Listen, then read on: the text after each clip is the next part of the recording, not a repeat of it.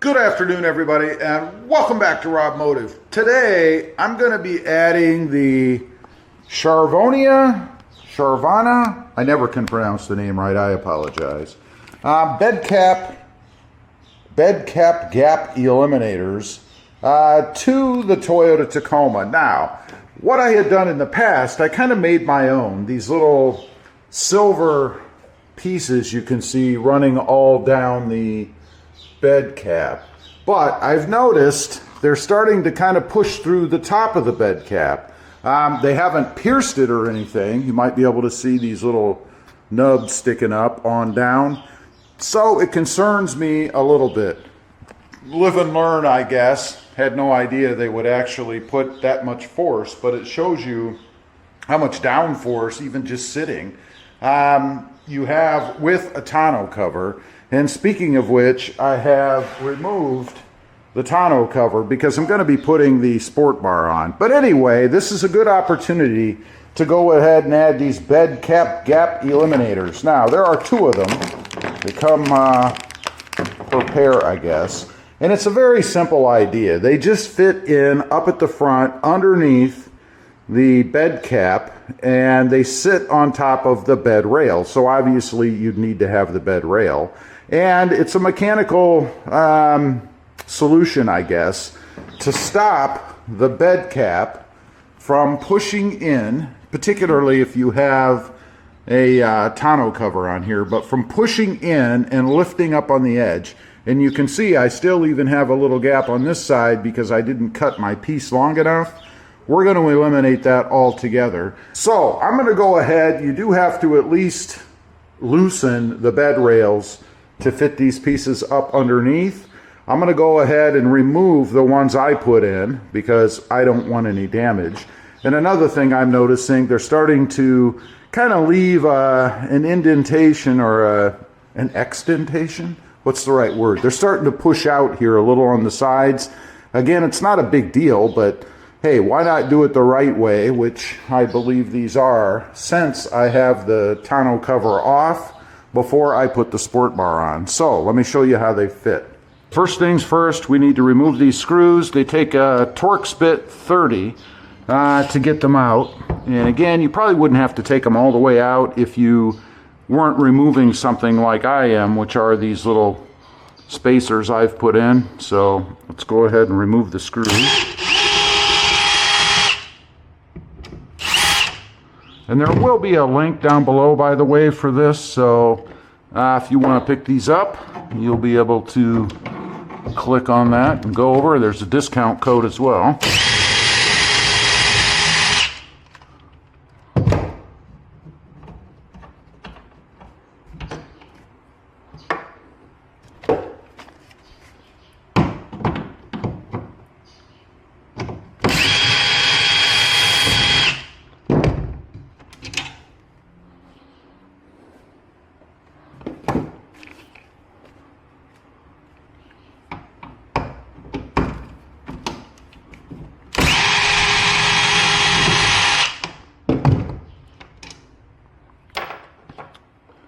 And if you're doing this, there is a little nub, I believe it's right here, that this kind of slides on, so you want to overcome that before you take this out. It's just a plastic little kind of locator piece, so not very complicated.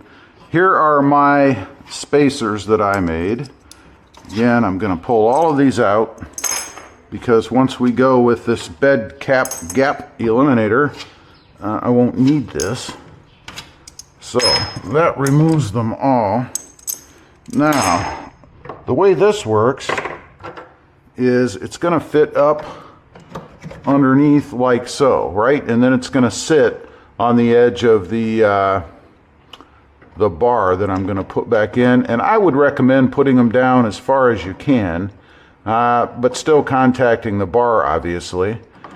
So that they're in the right space. But let me go ahead and get this thing partially secured back on here. And I want to see, I guess, if I can actually put these on without having the rail off. That would make it easier for you, and you can. as you can see, like so, but you are going to probably want to remove all of the bolts or the screws so that you can tilt it down like I am right here. Now, let's see about, yeah, you can do it. And I want to make sure I'm still on down there. And again, it's very simple, and I'm right at the edge, you can see here, of the bar, and that should be enough. So now I just have to put the screws back in. All right, you can see the one that's placed over here on the passenger side. All done, everything is secured. Just a little tip for you, when you're tightening down those screws that hold on the side rails, tighten them at the end by hand because they will strip. I didn't strip any of mine, but I have in the past on other trucks, so just beware. But anyway, that's it, just a simple little mechanical device. Now, let's go to the outside and see what the gap looks like. Let's take a look down the bed cap. This is the outside edge.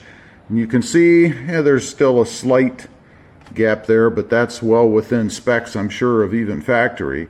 What I've seen in the past is as much as ½ an inch or worse.